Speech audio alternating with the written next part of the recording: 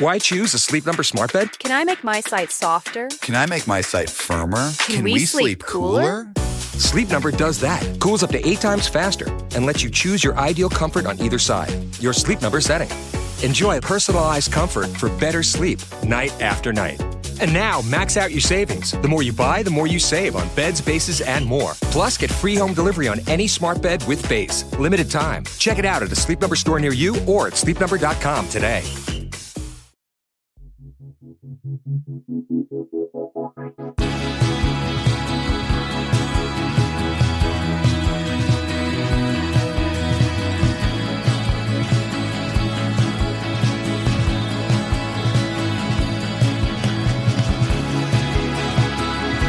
Listening to 100 Words or Less with Ray Harkins. Hello one, hello all. Welcome to the podcast in which we obsess over the details in punk, hardcore, indie rock, emo, metal, whatever it is, as long as it's of the independent variety. You know, small sweaty rooms, people jumping over each other, people holding backpacks and nodding, whatever your flavor. Hopefully we're being able to document it and get you more into the heads of the people who are creating it, or documenting it, or have been impacted by it. Because after all, that is what we do here. And that is, I swear, every time I think I'm like running into a, creative lull in regards to these conversations and the people that come up, it's a never ending well. And it's so exciting for me because I get to meet rad people like the guest today. His name is Patrick Cozens. He is a vocalist from Restraining Order, a Western Mass, Connecticut, kind of that whole area band, if I'm to geolocate them. But they just released a new record called Future Fortune, and it's on Blue Grape Records. Great record label. This record's awesome. It's really interesting to see how certain hardcore bands can kind of become more viral than others. And it's just an interesting world we live in. Because certain songs just, catch and people really gravitate towards them. And then, the band is able to, make more of a run of it than your average hardcore band that just, plays local shows and maybe does some cool stuff. But Restraining Order are one of those bands that have existed for quite some time, pre-pandemic. When you're talking about pre-pandemic bands, like that's a long time ago. But Patrick is a great hang, and it was a insightful conversation. I have a link in the show notes if you, first of all, want to reach out to the show directly, 100wordspodcast@gmail.com. Receive any and all inquiries, whether it's guest ideas or playlist ideas, whatever it is. Love to receive email, love to receive that sort of feedback from you, because podcasting is a weird medium. It's isolating. I mean, even though I'm having discussions, it's like I'm literally sitting in my home office talking into a microphone by myself like a crazy person. I mean, I'm doing it for a point, but you get it. Kind of isolating. So love to hear from you. Also, if you want to support the show, you can simply leave a rating and review on the Apple Podcast page, or simply just leave a rating on Spotify. All of those things help out the thing get caught and distributed to the people who need to hear it. And you can also listen to this stuff on YouTube. I publish those episodes weekly there. There's a link in the show notes. Easy peasy, lemon squeezy. And also, speaking of easy peasy, you want new music, right? You want to be, I would say the cutting edge. That's a little dramatic. You want to, find a place where you can get hopefully inspired and listen to new bands, or maybe listen to music you missed. I do a weekly recommendation segment on this show, and I have a link in the show notes to Spotify playlists and Apple Music playlists for all of these weekly recommendations, because obviously not everybody listens to every single episode. If you do, God bless you. But just want to remind you that exists there. And this week's recommendation, it's actually only one song, but it's from a band called Oakwood. The song is called Footnote. It's a self-release thing.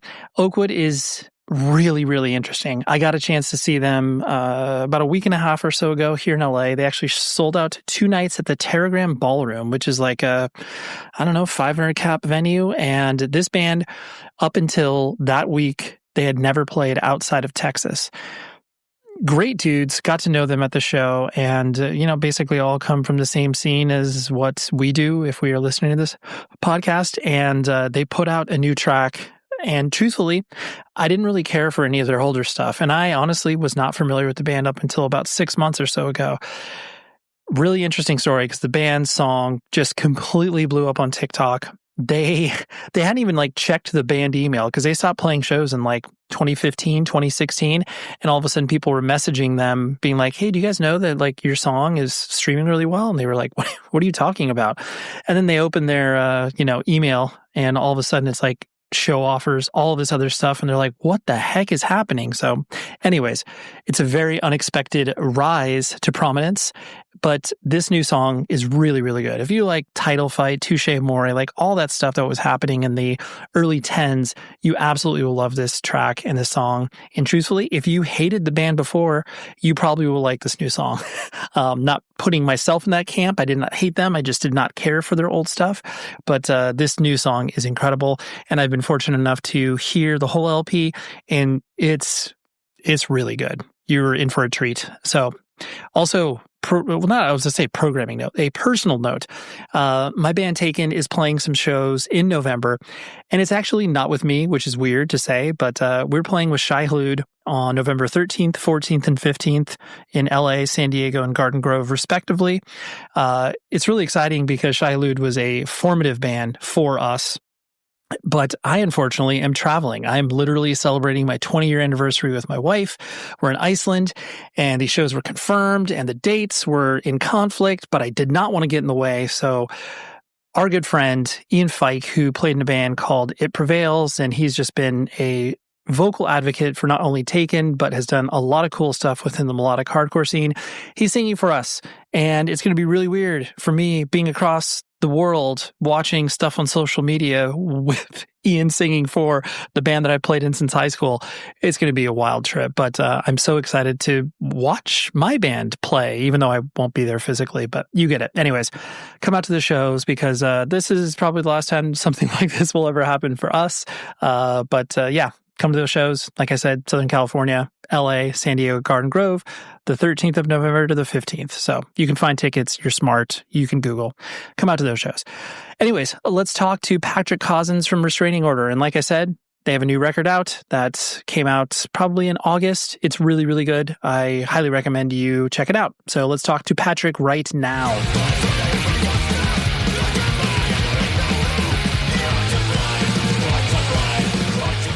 Restraining Order is such a wild band to me, and not only because I like you guys, but the fact that hardcore is at a point now where bands like you guys that have obviously existed, since the late 10s, we'll call it, now have the ability to like take bigger swings and be like, yeah, we'll be a pro core band. I'm using air quotes there. I know there's an evolution behind all that, and clearly you've played in bands for a long time, but I guess this is maybe too broad or big of a question to start off with, but I'll start there. Is it one of those things where it's like you feel the evolution, or is it just like, oh, wow, I guess we're here, and this is just like a slow step-by-step process? Yeah, I think it's almost like a little bit of both. Like, we kind of just we're doing it like, oh, we're just here, we're making music, like we want to do cool stuff. We don't know where it's gonna go, but obviously being in hardcore for so long, you see where it can, like. So I get it'd be a mix, kind of. Yeah. Well, and I think too, with your experience and the band's experience, like you guys have obviously been doing this for a minute, and you have experience, like you said, watching the scene. But now the fact that you feel like you can show up and step into, a larger spotlight, so to speak, like probably feels validating in a way. I don't know. Maybe I'm just putting words in your mouth, but It's just nice. Like, for us, like, we were just happy to make music and happy to tour around the world and have people like it. So like, it's definitely like feels a lot like above and beyond that. The fact that it's continuing and people still want it to continue. That the fact that they'll go out their way to help us, which is really cool too and unexpected. Sure. How you personally, like, I know that people, evolve, especially you as a front person, the idea of people paying attention to you and like caring about your personal life or being like, oh yes, I know, Patrick from Restraining Order and stuff like that. How have you tried to, I mean, I know hardcore kind of removes a lot of those artifices, but how have you kind of dealt with, people paying attention to you that obviously like might feel a little uncomfortable in certain circumstances, or has it all been like cool from your perspective? I mean, for me, I'm a people person, so it's always been cool. But I'm also like just this like humble, like low key kid from Connecticut. So like I wasn't used to it. Like definitely at first, it was like, whoa, like people are posting about you, people are doing this, like. But now I feel like as I've grown into it, being 8 years in, it's kind of like it just comes with it. But it's because now I live in New York City and I live like a lot of hardcore and punk people live around me. So you'll see it, like you'll just see like you walk down the street and like see some group of hardcore kids, and you could tell like they obviously know who you are. So it's kind of like silly, but it's cool. Like now that you know your position, it's definitely like it goes a lot easier than it did when I was a little younger. Sure, right. And especially too, I think the awareness of what you're talking about, it's you then feel like that level of responsibility. And I know that sounds like a big thing, but like, that it's like, oh, cool. Like if I see those kids at a show or whatever, I'll say what's up and be like, oh, you live in the area. Like there's that connective tissue you can pull together in ways that, when you're younger, you're probably not thinking about that. You're just like, when can we go to the diner after the show or whatever? Oh yeah, yeah. Because you just think of yourself. I mean, I still think like this, but like when you're younger in the band, you're like, oh, I'm just like anybody else. Like I'm just in a band. But when you get more attention, you get out there. I think especially from like coming from a small scene like Connecticut, it's kind of like you realize what you can do too. Like it made me want to like engage more with other people and like especially with younger kids and like help just help it grow and become like something more. Take Mm-hmm. advantage of it. Right. And kind of on that Connecticut topic, like I know Restraining Order has been this hodgepodge of members living all in the, greater sort of northeastern area. And you guys Yeah. haven't necessarily claimed, been like, oh yeah, we're, Boston hardcore, Connecticut hardcore or whatever. What was the decision beyond just the fact that like no one was located centrally? Why'd you guys kind of keep it lack of geo specific? Yeah. I mean, that was just like ever since we first started, I just was always like, we're a Connecticut and Western Massachusetts hardcore band. I think it's just good. It's like two scenes, like, it's good to represent because it's such small scenes. And like, you don't want to like, maybe back in the old days, they just claim one side when they mix members, like in our areas. But, it's just like there was not much going on when we started. So it was like, we have to represent both sides. It's like important. Because especially if we wanted to be a touring band, it's like, we want the whole world to know where we're from and like what we represent. Right, right. And especially with the fact that both of those scenes, and I know everybody can say that about their scene, like there's something unique about it, whether it's the sound, whether it's the, atmosphere, whether it's the type of bands that came from there. So I can understand where it's like, it's probably difficult to be like, do we say we're from Connecticut or Western Mass? Those are two different things completely. Oh yeah, but to us, like it just, we were always all like one big scene. Like we all just like went to each other's shows and grew up together. So like when I started the band, like it was just always in my mind, like, oh, I'm gonna say both live.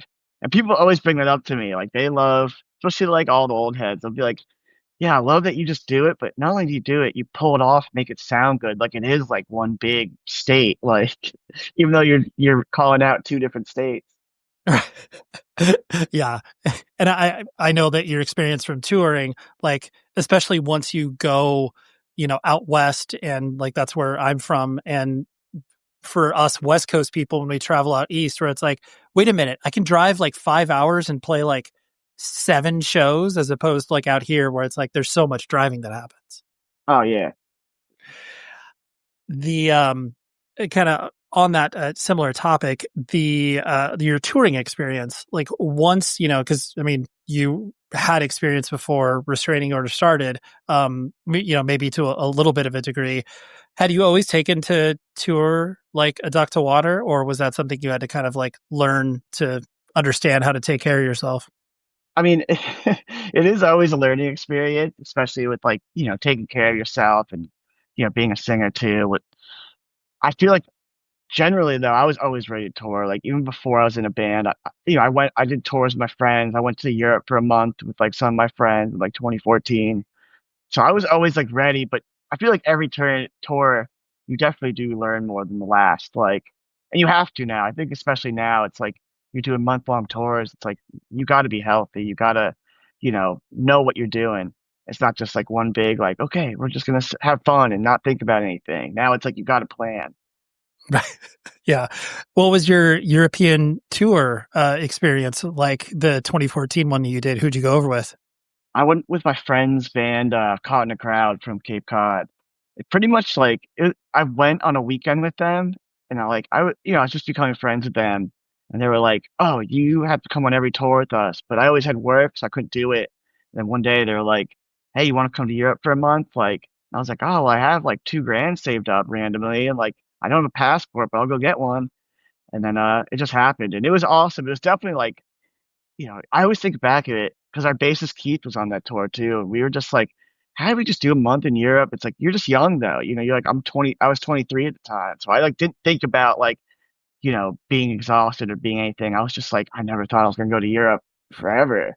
Yes, our friends at Rockabilia are just the best for multiple reasons. One, the fact that they are giving you a 10% off promo code. Use this right now. 100 words or less gets you 10% off of your first order on Rockabilia, but they got everything. You're into hardcore, you're into punk, you're into new metal, you're into hip hop, whatever it is, they got it. And it's all officially licensed.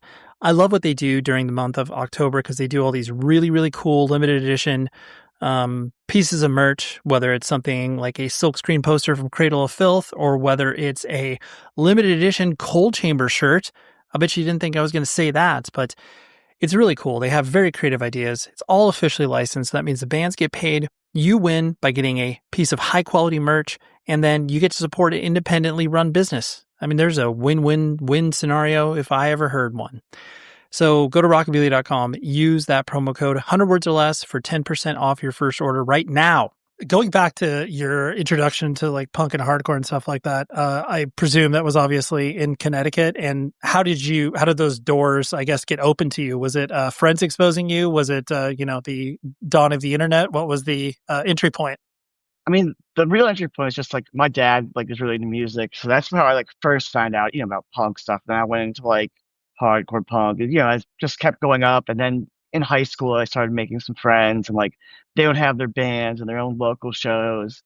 And then like you just got more and more into it. And then you got to the end of high school, you're like, oh, let's go to hardcore shows. Like so, then me and my friends started doing that, and just kind of every year you got more and more invested in it. And then yeah, then we graduated high school, and then you have all the free time in the world. So then we're like, okay, like shows. That's all that matters. It's just shows. Now we're here. Right. What sort of like punk stuff was your dad exposing you to? Just like I mean, he loves stuff like the Clash and like the Pogues and like the Ramones and stuff like that. And like the thing is, he just loved music. So like I would find out about stuff like I would see like be watching TV, and like Rollins band would be playing something like on TV, and he'd be like, "Oh, that's Henry Rollins. Like he was in Black Flag." And then I found out about Black Flag and Minor Threat and all that. Like it all just kind of built off each other. Mm-hmm. So when you started to really dive deep and, like you said, only focus on going to shows, how was your parents' reaction to you, really getting into stuff that they probably were like, I understand punk, but like, what is all this weird stuff? And like, is Patrick really dedicating his life to this? Or were they generally permissive for you? I mean, my parents are very accepting. My dad already knew like that's the cool thing too. But like when I would find out something new, he would usually have like a CD or a record or something for it. So like, my parents were just like, oh, cool, he's just doing what he likes to do. And, having friends in it that, in my own grade and everything, like seeing me go with them, they're like, oh, cool, they're going to the show. Like my mom, like in high school, let me go to like New York City on like a weekday one time. We was just like, all right, as long as you're back home and go to school tomorrow, like, they're it was like like Have Heart and like Blacklisted. So I was like, I have to go. Like I I cannot gotta miss get, yeah, this. Like it's the tour, right? Yeah, yeah. yeah, like some big tour at the Knitting Factory. I was like, I have to be there. Like so Hmm. yeah, I always like it's very easy for me with that. Were you a responsible kid in regards to like, getting somewhat good grades, like, towing that into the line so your parents left you alone on that side of things? I got by. I'll say that. I was a typical. I had some classes I did pretty good in if I liked it, and then other things I just passed. You know, But I was just like a skate park kid and like who listened to like punk and hardcore. So pretty much like any other kid like that. But Sure. I never got in too much trouble. Like, I'm here now, so I couldn't have been that bad. Sure. Some general teenage mischief is always Yes. fine. Oh, definitely. Yeah. Yeah. Probably maybe a little light shoplifting here and there as long as you didn't get caught. Yeah. Yeah. So, oh yeah, the poor CVS and Main Street. Of course. Money I I probably owe them. I and it's really funny when you do that for the first time and you don't get caught and you're just like, why doesn't everybody do this? This is so easy. Oh, especially when you're young, you're just like they had a Rite Aid in my hometown, and my friend worked there, this cashier, and he would always be like, "Oh, aisle 3, they don't have a camera there." So that would be the thing. We'd go in while he was working and just go to aisle 3 and like put stuff in our backpacks and just walk out. And you didn't even steal things you wanted. You just like did it. But eventually, like someone got caught. Like my cousin got caught stealing with his friend, and that was definitely like, oh, I don't. At that same CVS I was talking about, I was just like, yeah, I don't want to go paint the gazebo, like, or, get in trouble, do community service, like, Right. This isn't even something I want. I'm stealing like Beanie Babies or something. This is yeah. Oh, stupid. he literally stole 2 packs of Rolos that were like 2 for 1. I was like, why didn't you just spend like $1 or two, man? Right. This isn't worth it, bro. Yeah, like. That's funny. So what was the, I guess, life path for you, like in regards to, school and, college, all that sort of stuff? Was there, an aspiration from your parents or yourself that you were going to, end up doing something? I mean, my parents definitely wanted me to go to college, so I did do like 2 years. I was in a community college and then a state school, but I didn't really like know what I was doing. I even came to that point where I was like, I don't really want to like do this. I don't like want to waste your money. Like I worked, and that was pretty much my thing. And begged people to let them start a band with me. Did you have any musical ability beyond yelling into a microphone? No, I did not. Was it, and was I it played like the clarinet for a little while. Like okay? that's about it. Like, but I wasn't that good. Like, Yeah. The clarinet, I identify with that. My mom made me play the clarinet for, I think I was in like 6th grade or something. And it felt like that was the rule for parents. Like, you got to play an instrument for at least 1 year. And you're just like, I don't even care about this. What are we doing here? oh yeah, maybe that's what the school required. You had to do like chorus or do like, you had to do like an orchestra thing. And like, sorry, it was the trumpet, but I was just a small kid and my lungs weren't strong enough. So they were like, you play clarinet. And then like, I think when I got like into high school, I was like, I don't want to do this anymore. Like, I'm just gonna do something else. Got it. Got it. And so you didn't pick up guitar or anything like that. You basically were just hanging out with others who could I mean, obviously do the instrumentation. yeah, pretty much. But eventually I did. Like, eventually I just like was gonna play bass in a friend's band, so I learned. And he was very much being like, oh, this is gonna be like a D beat band, so you have to downstroke everything. So like when I first learned bass, I just learned everything downstroke, like playing as fast as possible, like ripping my fingertips up and like. But then it's cool. Then I end up like sometimes living at my grandma's place, like looking after her, and they had acoustic guitar there that my uncle left there because he would stay with her a lot. So then I just started playing that, and like, still to this day don't really play ever, but it like I learned the basics. Sure. Learn a few power chords and then you're good to go. Yeah, yeah. Like during when we recorded the record, like I was just like, I went in even when they were recording the instruments, so I was just like figuring out all the songs on the acoustic guitar there. I was like, all right, well, I'm good enough to hear the songs for a band and just learn them by ear. So I That's guess I cool. have some musical ability. Yeah. I mean, I joke about that because usually within the context of hardcore bands, usually the person that ends up, yelling, especially when you're, a teenager putting your first bands together, it's just like, oh, we like hanging out with Patrick, but like, he doesn't play anything, but he's nice and he probably could yell into something. Oh yeah, I got the energy. That's my salesmanship. I just make it look good, and obviously sing a lot better than I used to. Sure. I like that. You're showing up. You're like, listen, I'm going to be jumping around and, rolling around on the ground. Like, I'll Oh bring yeah. the energy. You guys do Anyway, this. I was already doing that because I was just like, I love moshing and stage diving and like singing along. So it's like it was all there. I just wasn't behind the mic yet. I wasn't on the other side. Sure. And was that like as you started to go to, DIY shows and that element started to show itself, did you immediately want to join a band or was Oh, that I've been trying since high school, like to sing in a band, but no one like did it for me. So it took me to like my early 20s. Like I've only sang in one other band other than this, but that was just like a demo band. But yeah, it took me till like meeting a lot of other people in hardcore to finally like get a band together. there we go. Well, I'm glad you were able to finally do that because yeah, it's I'm sure the level of not like you were maybe like super frustrated, but I can imagine there was like just this yearning where it's like, man, one day I'll hopefully be in a band. Oh, dude, it was so bad because like you just the more friends you made and the more you saw people, you're like, God, why can't I do this? Like, why does no one want to do this with me? Like, Totally. You're like, what's wrong with me, guys? I feel like I'm yeah, okay. Yeah. yeah, like, well, prove them wrong. Yeah. You're like, see, guys, like, maybe it's fine to start a hardcore band in your mid 20s and then, sign a record deal or whatever. Yeah, I just started bands like my early 20s, and then Restraining Order started when I was 26. So, That's cool.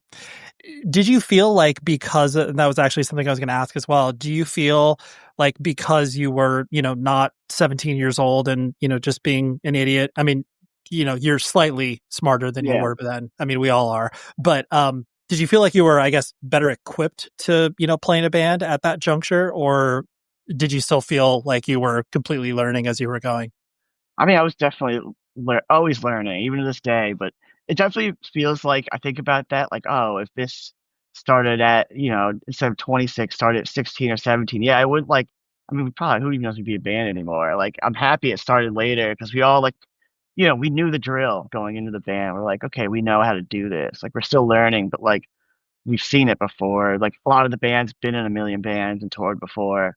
So, like, we were ready. Like, well, it definitely helped out, like, if you really think back on it. Hmm.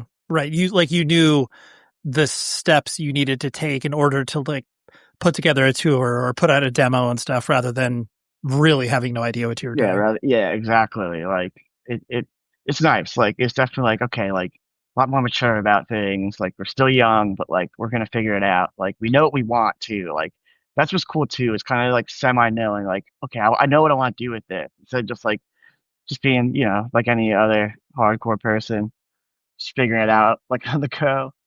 Oh, sure. Yeah. Well, I mean, every band starts off with the notion of like who you want to rip off, where it's like, we want to sound like, Unbroken meets Minor Threat or whatever. And then, your band ends up sounding like nothing of those things.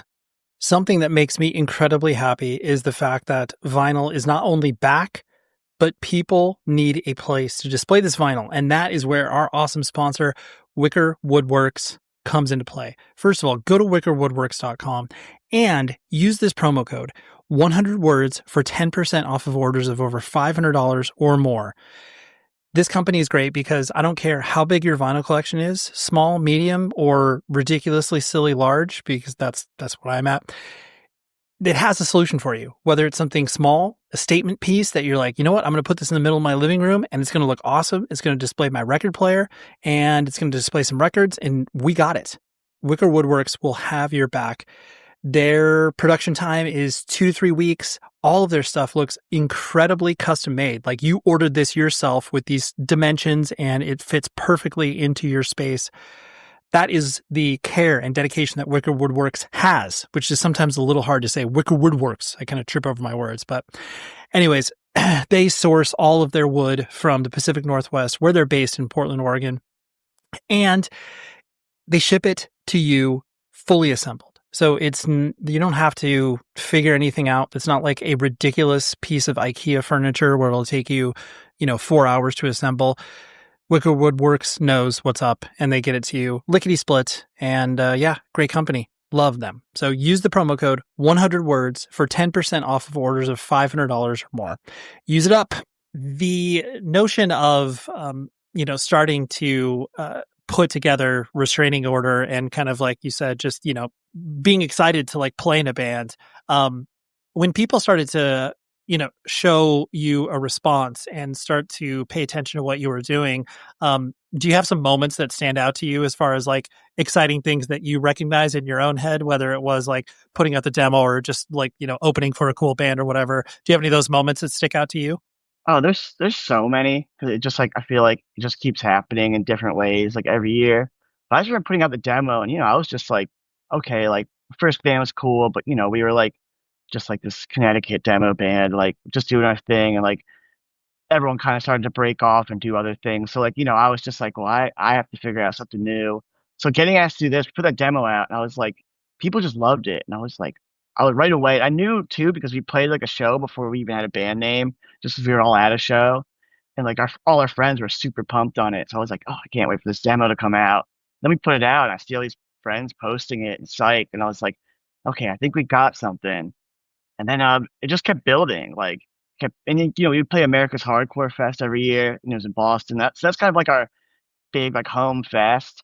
So like that was like a big thing, like getting especially early in the band because that was always like the big set I looked forward to, where it was like, okay, like the demo year's sick. Now we have a 7-inch, and this year is gonna be sick. And now, we have a 12-inch, and it's on Triple B at their fest, like, and that set was like crazy, like big breakout set for us.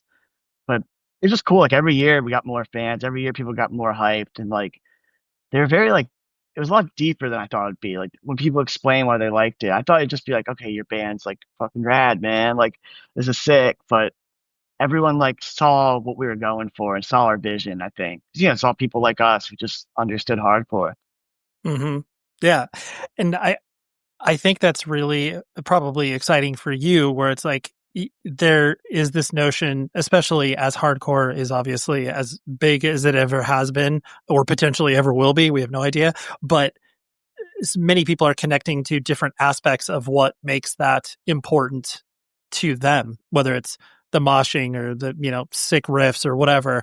But then for you to have people like identify not only with like the lyrics, but like you said, the vision of what you're trying to do, it's probably a little more meaningful to you because of that connection. Oh yeah, it's awesome. It's really cool. Like I love like all those conversations with just the fans, but talking to, like your friends, like and all the other people in bands, like it's just cool. Like it's all stuff we like. It's like pretty just the normal essential stuff you grow up on, like getting into it. But it's just nice. Like I've had people like literally just like who just paid attention our whole run, like talking about the whole like Triple B Fest, like where people will come to me and be like, dude, every year I saw it and I saw you guys just get bigger next year and the next year and the next year. And then it happened. And it's like, it's just cool. It's always fun. Like, because, it moves so fast these days that sometimes those conversations help you like look back on it and take it in more. Because, you're just always in the band, we tour so much, put out so much music. It's always like, what's next? What's next? What's next? And it helps you reflect and like remember, like, oh yeah, like that was fucking awesome. Right. Yeah. Especially, yeah, because that saying you can't see the forest from the trees. It's like that sometimes is it's what's happening when you're existing in whatever project, whether it's, a book, a piece of art or whatever, you're just in it. And then all of a sudden you're like, oh yeah, actually page 10 was pretty sick. I forgot. Thanks for Oh reminding yeah, me. yeah, yeah. You're just a character in the story, and but now you get to step back and read it for a little bit. Right. Right. Um, for you personally, like as you started to navigate the, intricacies of hardcore as far as like, the different scenes, the different styles and stuff like that, what were, either important bands or, scenes that you attached yourself to, whether it was like, oh yeah, of course I had my, youth crew hardcore kid phase or whatever. And like, I still like it, but I'm not, wearing my, high tops or whatever. What were the things that you, I guess, closely identified with? I mean, growing up, I would say like I remember like the first shows when I started like getting out. It's a lot of hardcore punk stuff 'cause that's what I liked the most was all the early '80s stuff. Like a lot of that was happening in Connecticut at the time, which was really cool. Hmm. And then like obviously being Connecticut, I obviously started getting into heavier stuff and like so that connected well too. But that kind of branched me out to like the Western Mass scene. And then you go up to Boston because that's where all the big shows were. You go to New York City because that's where all the big shows were. And then Hudson Valley too, New York is like became a big scene for me and they were cool because I liked them because all my friends in Connecticut my age were like straight edge, and all the Hudson Valley people love smoking weed as I did at the time. So it's like, oh, cool. It's like the same as Connecticut, but like it's different. Like these guys Right. all just like it's more like groovy feeling, just like wavy, like like Sure, sick. yeah. And it was just as close as Connecticut shows. Yeah, I just love I love that recognition for you where it's like, dude, it's like it's what I'm experiencing locally, except it's farther away, but like they're totally my vibe. Like, yeah, they like to smoke a blunt before going into the show. Or whatever. Yeah, that was like the thing. Like I would meet people because they would just like come smoke with us. Like we just Yeah, chill. Like I don't know, go like it's cool because all those people are still doing it. I still see the shows. Like I don't smoke anymore really, but they all do still. Yeah, you go see Mind Force. Like yeah, that's like they love that shit. of course. Well, it's It's like awesome. it totally, and that is what makes each of those scenes, distinct because I think it's so it's easy for people that consume, hardcore on the internet. It's just like there's no personality to any of this. It's kind of like, oh, here's a cool stage dive and like here's a fest or whatever. But then once you actually drill down into like having these different scenes have different personalities, that's when you're like, oh yes, upstate New York is different than Connecticut or whatever. Oh, I love it. I love like getting to know a scene better and like understanding it. Like it's always fun. Like especially now like we have also just like finding your scene like the restraining order like finding these scenes that we like connect with and we're just like we get along with everybody but there's some we're just like damn we really vibe with these people like not just as a band but like just as people and like just our personalities. Right. And that brings up a interesting point that I noticed too, where it's like you guys, and I'm trying to ask this delicately, where it's like, hardcore is obviously full of drama, and there are people that have opinions about everything in regards to bands, and especially the internet, that obviously fans those flames.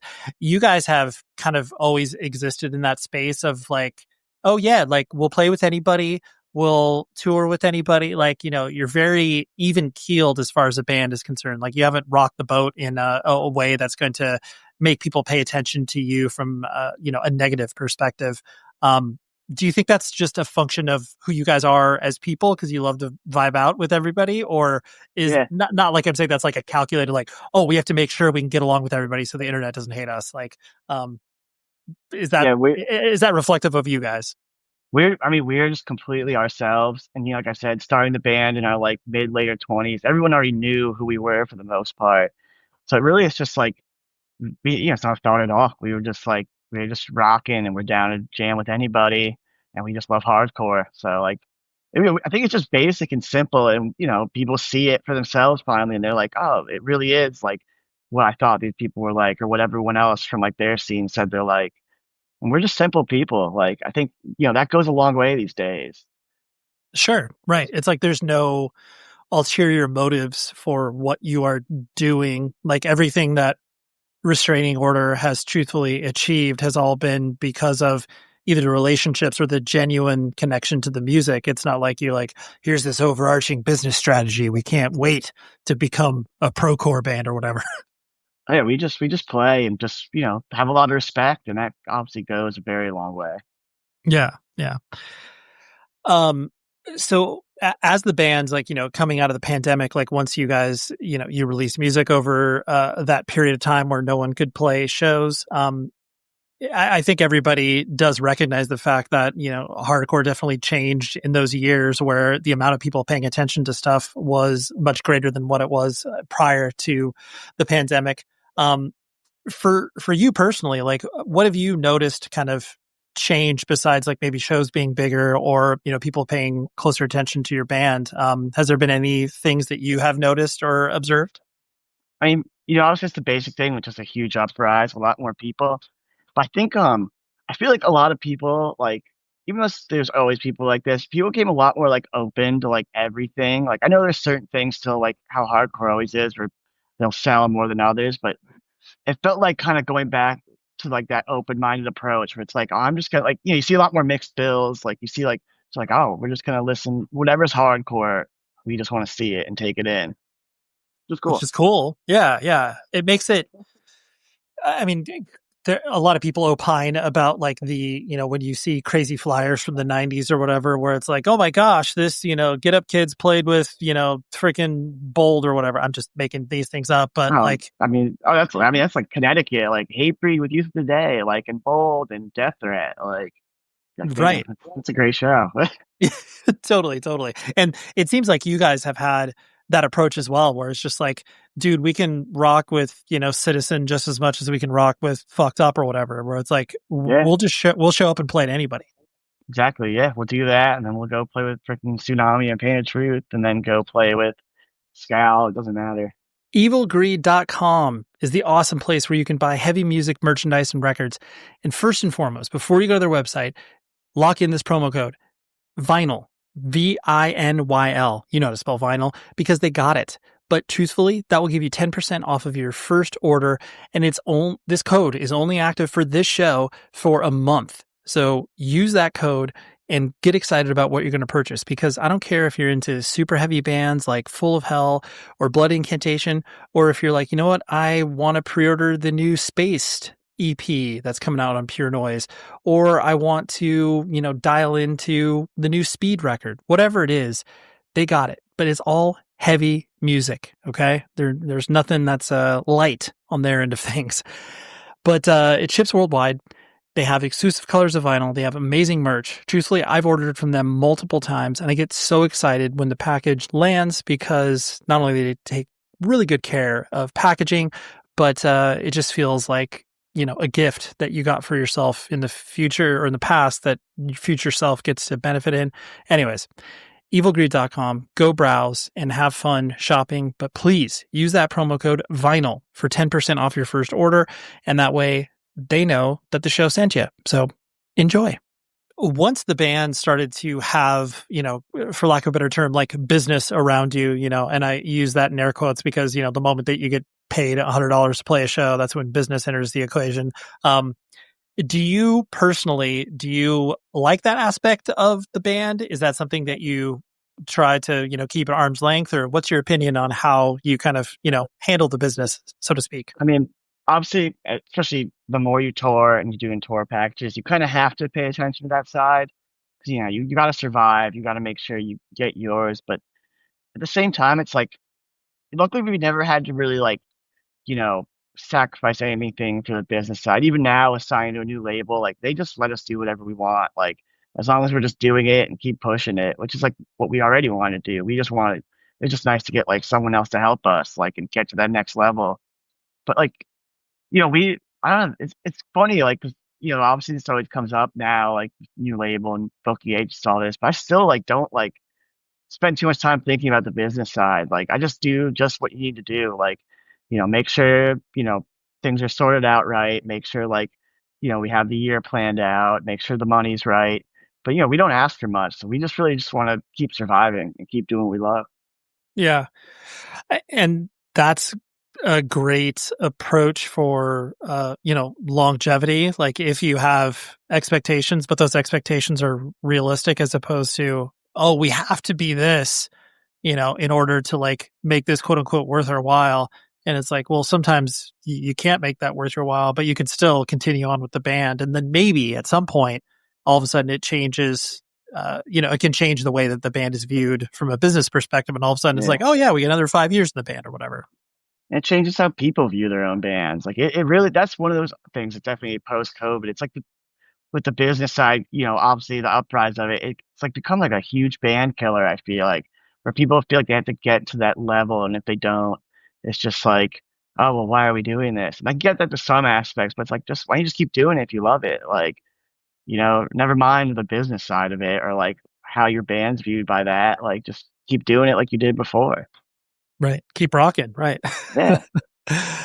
Do you all, like just basically obviously like work jobs when you are in between tours and stuff like that? Or are you trying to, piece together a low cost of living in order to... No, Yeah. I mean, I live in New York City, so I do not have a low cost of living, but Yeah. and so does the guitarist of our band. And, but yeah, everyone works, like everyone, like most of their band is fortunate enough to let their, jobs let them tour. I'm still finding that, but I'll get there, but, Sure. So Yeah, you do we're a lot of quitting before you go on a tour or whatever. oh yeah. I mean, like not luckily I get like pretty lucky. Like my first 2 years in the city, I got pretty lucky and I was allowed to tour. And that was when we were touring like a lot, like almost playing like 100 shows a year. But now that it's like cooled down, it's like definitely like I'm back to like jumping around. But luckily I live in the city. Like it'd probably be a lot harder if I lived in Connecticut or Western Mass to do that, opposed to here where there's just a million jobs, like a million businesses out here, places to go, and friends, other people that tour and work and make it happen. Right, right. Um, what's the like you were talking about, older heads kind of giving you the tap on the shoulder as far as like, oh man, it's cool you're calling out the scenes and stuff like that. What other pieces of advice that either got shared to you or you just kind of observed from people who had, maybe the generation before you go into shows and stuff like that that you observed that you hold on to? I mean, really just like kind of just saying, just really just representing where you're from and being respectful and just keeping it going. Like, I just think about like being young and meeting these older people and like them just very much just taking me in and like, doing whatever. They give you free merch. They just like talk to you about hardcore, like show you love when I start a band and they're all showing love for my band. And I just like, I feel like just pass it down, keep it going, especially now at, where I'm in a comfortable spot. It's like, all right, well, let's help like whoever's next, keep it alive, especially not living in Connecticut anymore. Sure. You saw, and I presume you still feel, a connection to that scene, so to speak. Oh, 100%. Yeah, I love it. I love being where I'm from. Right. Well, what pulled you to New York City then? I just love the city. And just there's only so much, I had so much going on in my life. I just wanted to be somewhere that was more active. And like two of my grandparents, they grew up in Brooklyn. So it's always been like, and I live like an hour and a half. My parents live an hour and a half from New York City. So I was always going here since like I pretty much got out of high school. So really it's just a personal love for the most part. But all the other little things too, like added on and wanted to get me out here. Sure, sure. And probably a different experience where it's like, oh yeah, I just, got to live in New York Yeah, City I'm at some not in point. the middle of the woods of Connecticut, like walking around a lake, like maybe going to New Haven like once a month, like down. Just I walk out the door and it's all right here.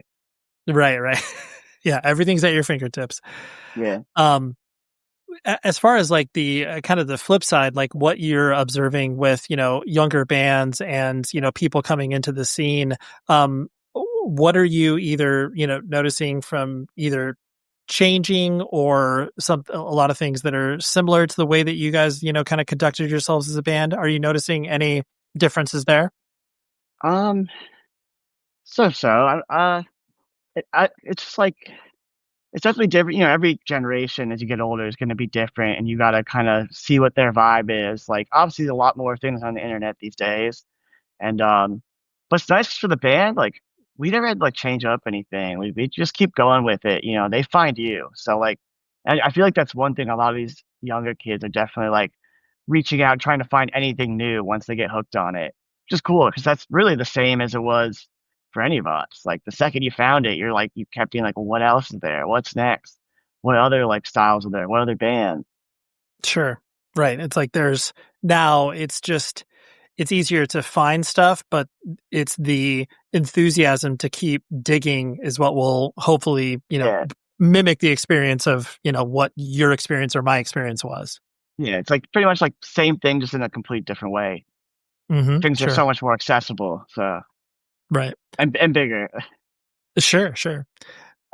In knowing that you and your bandmates, like you were saying, like get along relatively well and you guys are pretty chill when it comes to individuals, what have you learned about yourself in regards to either just being able to express yourself more confidently in your band, more compassion for others around you? Like what sort of qualities have you noticed in yourself that have kind of changed since Restraining Order started?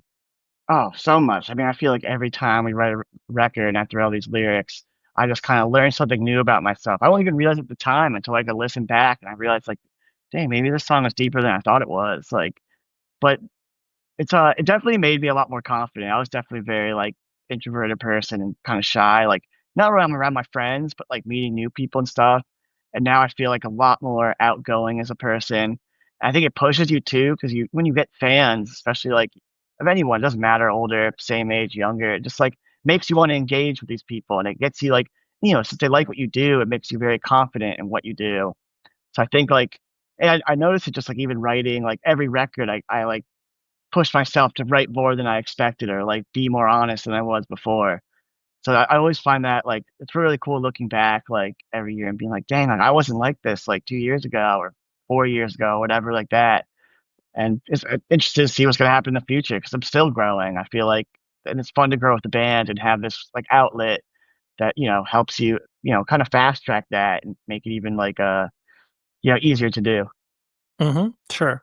Yeah, I mean, ultimately, like being in a band is, the same, but on a completely different level as, creating whatever your creative outlet is, whether it's art, writing books, stamp Oh collecting, yeah, whatever it is. It's like you learn through these activities that about yourself in deeper ways, hopefully. yeah, definitely. And then I feel like, but the thing is like, and then being with a band is like you have fans, so it's like you're even like learning faster because these people are just kind of like they're like helping you learn too.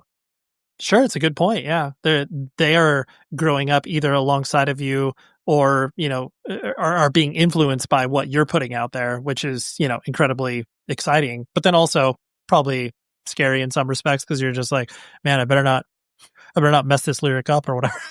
Yeah, it's just like, hey, if I don't got it, they do. They'll hold it down for me. That's true. That's true. You're like, hey, if we release a stinker, like there's plenty of other good bands out there.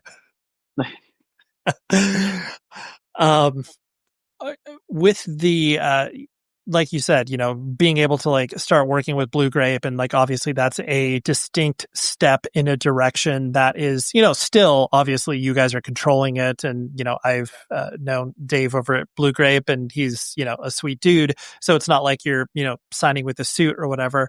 But you guys probably had to have a lot of discussions internally if that was like the right step for you guys. Clearly it was because you made the decision, but what sort of I guess discussions were you having internally to feel like if it was the right move for you guys? I mean, right off the bat, we were very psyched. We didn't like very much expect it. We knew we were going to shop out the third record, so we were like, we didn't expect like him to want to put on like do that. And I think it was like I mainly we were all just psyched. We're like, let's do it. Like, yeah, like let's make it happen. I think the more like the big discussion was just with myself internally, being like, oh, okay, like, now you're signing a contract. Now you have to put out like this many records and you get like, so I kind of like, I think when it came to it, when we got closer to it, I was like very much thinking like, oh, okay, like this and that, do it, I want to do this, but like this means like, our last record I'm going to be like, it's going to come out with them. It's going to be like 4 or 5 years from now, like this and that. But I think like once you signed it and moved on, you're like, and then you started writing the record. I think because also we had a year off from touring, like, and just chilled. So you weren't thinking about music a lot. It's like, when you're touring. And once I got to writing the record, I was like, oh, this is going to be sick. Like, we're already finishing up this record and we already have stuff that could be on the next one. And you're like, oh, these years are going to go by quick. Like, and Dave's been so supportive, like, in the whole team. So it's like, it's just very easy going. Like, Yeah, I mean, it's a partnership, especially too, because you can look at your, friends or new friends in the label, whether it's Gridiron or Super Heaven or whoever it is that you can look towards and be like, oh, we're in good company. It's not just like us alone making this decision. oh, definitely. Like, I mean, I remember, I think like about a month after we signed, we played a show in Philly and like, a bunch of dudes in Gridiron were there. And obviously I went right to them. I'm like talking to like one of my friends in the band. And he had it right. He's just like, bro, like we all been doing bands like forever. Like this is sick for us. Like, we have an opportunity to actually like really like step it up and do something cool. Like we've all wanted, we all toured, we all want to continue touring. Like, so this helps all of us. So that was really Hmm. nice, like having friends in the same position who had the same exact mindset, who were just, hardcore lifers who also didn't expect this. And we're all like, okay, yeah, we're all on the same page. Like, Yeah. Well, and I think too, a lot of what makes these decisions easier for bands to make is like the conceit and concept of selling out. Like that doesn't even exist anymore. Where it's like, bands like in the 90s, that was like such a, oh yeah, we really have to worry about this. But now it's like that people don't feel as, pressured into that. As long as you're making decisions that are authentic to who you are, then no one's going to bat an eye at that. Yeah. And like it's not for us, obviously not a thought at all. We're just making music. Like I'm sure Totally. there's some, keyboard warrior out there thinking we're trying to sell out, but they probably also never seen us. Like they don't know anything about us. They probably say that about every hardcore band that takes the next step. Of But course. Well, it's the moment that you start to sing, Patrick, that's obviously when it's like, oh, the label made that decision. You guys didn't make that decision. that's a crazy thought that people think like that. I only imagine what they think about themselves on a daily basis. Yeah. Oh, they're perfect. Everybody else is the idiots. Yeah, this guy doesn't go to shows and play in a band or do anything to contribute. Definitely Yeah. knows. Yeah. Their creative outlet is, like 5 inches in front of them, nothing else. Yeah. So you mentioned that you played in a band before Restraining Order, and who were you guys trying to rip off and sound like that you were trying to put together? I know you said you released a demo as well. What was your main inspiration touch points? Oh, stuff just like early agnostic front, like straight ahead, like kind of just straightforward, like really fast, and then just like mosh part and like songs like a minute long. Like that was pretty much all we aimed for. That's Like perfect. I had like the lyrics written before we even like wrote the music, and I just told our guitarist like, "Hey, this like verse is gonna be like this, and then this is gonna be like a mosh part." Like he always jokes about it. This is before I like somewhat learned how to play guitar, and he's like, "You wrote the demo. Like I just helped you write it. I just the one who knew how to play guitar. Like, but you pretty much told me what to write." Like, Right. You're like, I'm handing in the homework 75% complete. Like you can do exactly. the Yeah. other 25%. um, with the notion, I mean, like you were talking about, of the internet making everything, accessible. And I'm sure you've obviously seen the fact that, bands can have their songs go viral in ways that, like, bands can be broken up and then all of a sudden like have to reform because a song of theirs went viral.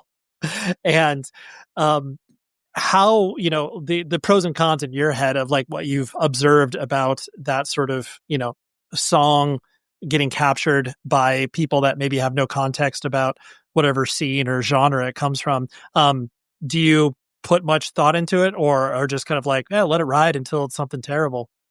I mean, I don't really think about like I guess that kind of stuff much. I get it, obviously, and it's a very different world. And I think it's obviously funny when it comes. I can get like other music, like bigger stuff, but like hardcore, it's like it's kind of funny because it's never meant to like be like that. It's just supposed to be very like homegrown and like you're into it because you're into it. And you want to be part of the culture, be a part of what it is. So it's like it's funny, like to be like a bit. I mean, I'm happy for any friend that happens to. They're dedicated to this. They're lifers. But obviously that brings a lot of people that aren't into it into the equation.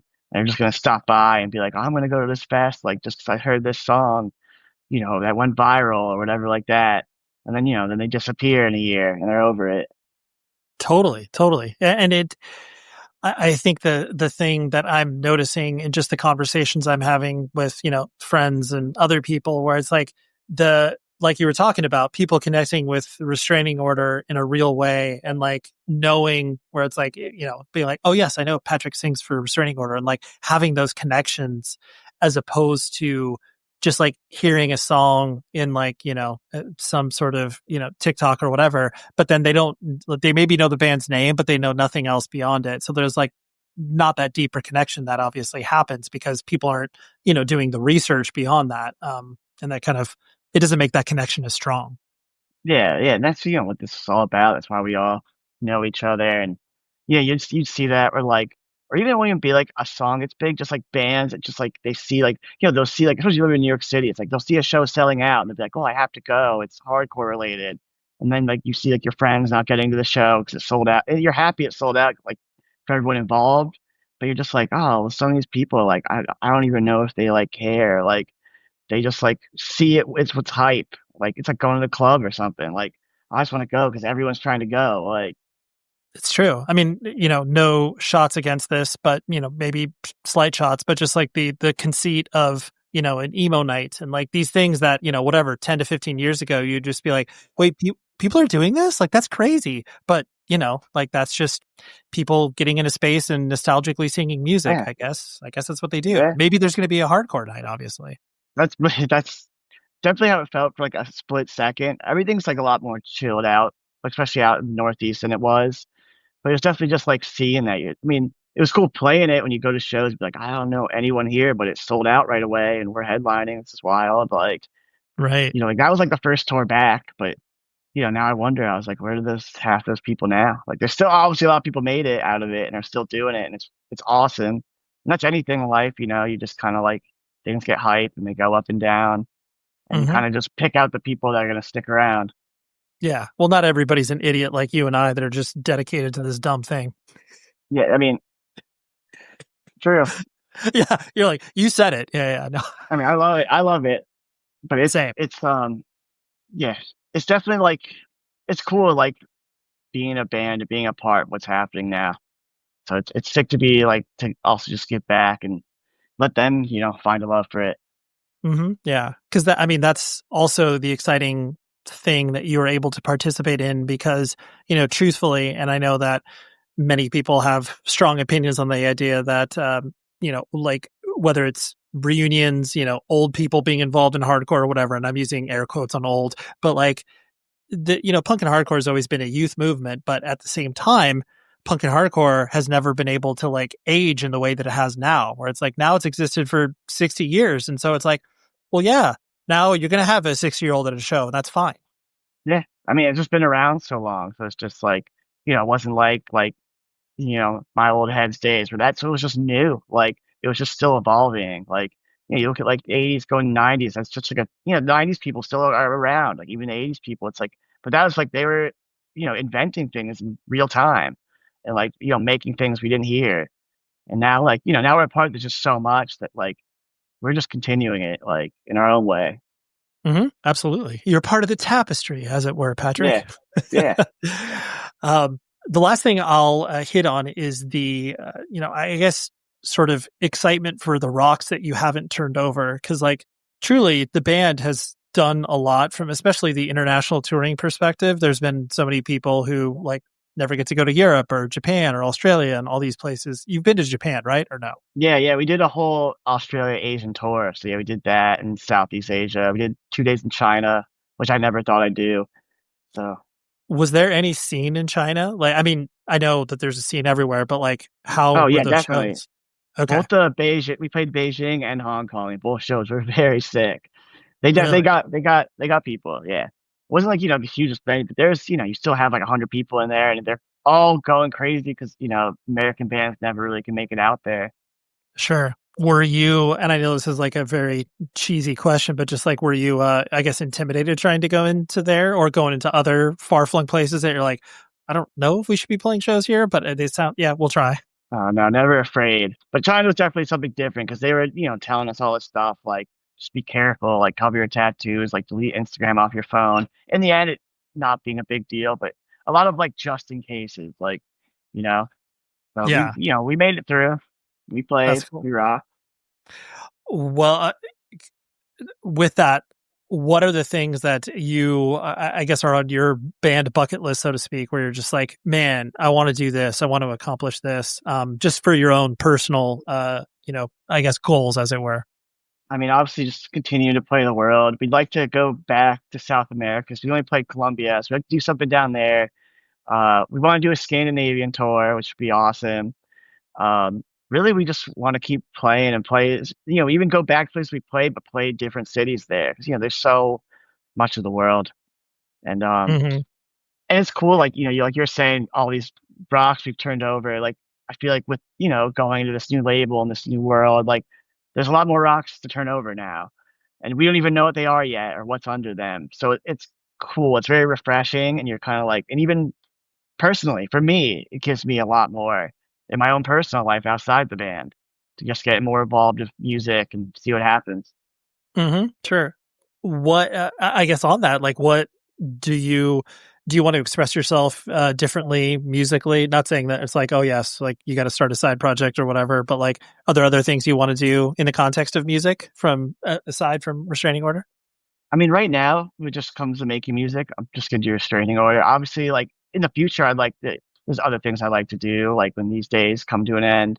But like just being more involved with music and the music world, it's just I love being out there in front of a crowd. I like putting on shows. I like seeing people excited. Like, so it makes you wonder, like, oh, like what else can you do within just music in general?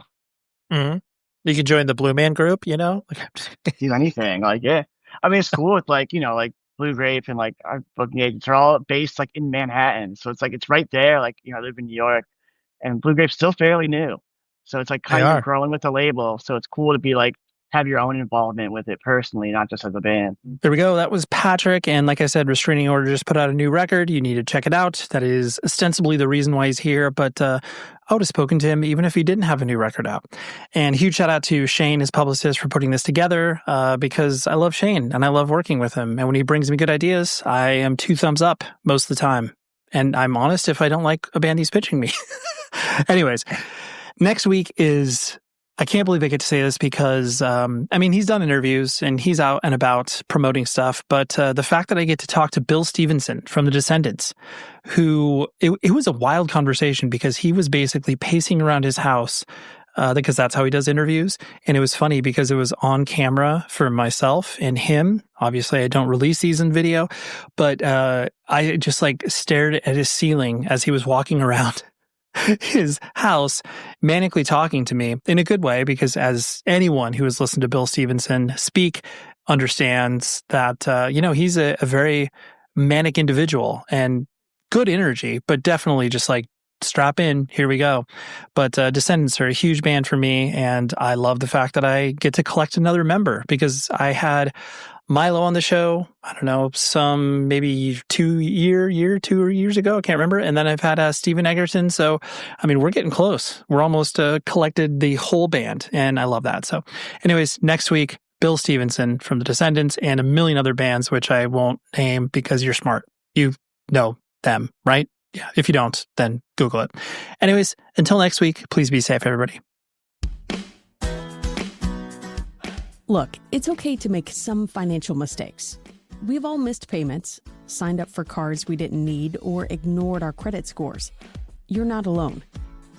That's why you need Experian, your big financial friend.